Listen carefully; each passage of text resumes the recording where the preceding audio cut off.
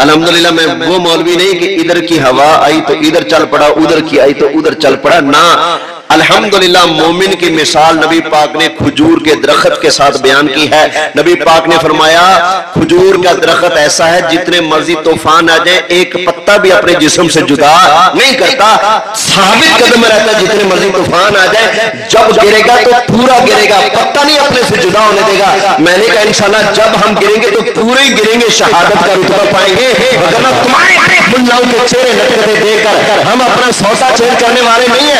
इंशाल्लाह हम सौदा चेंज देंगे। नबी पाक के सहाबा भी शान वाले, नबी पाक के अहले बैत भी शान वाले हैं। खतीबों की ना दुकानें मौसमी होती हैं। मुहर्रम आ गया तो शिया बन गए, ठीक है ना। कई नात ऐसी होती है मुहर्रम आ गया तो शिया बन गए। मुहर्रम में अब तो तेरा पता चलेगा, तो बोली इधर की बोलता है या इधर की बोलता है। मुहर्रम में तेरे सामने वेले देने वाले बैठे हो, अगर तू सिर्फ अली अली करेगा तो चंदा मिलेगा, अगर तू कहेगा सिद्दीक, फारूक, उस्मान, अली चारों का नाम लेगा तो कख भी नहीं मिलेगा। अब तेरा पता लगेगा तू पैसे के पीछे 3 साहबा को छोड़कर सिर्फ अली अली करता है या 4 यारों को इकट्ठा रखता है।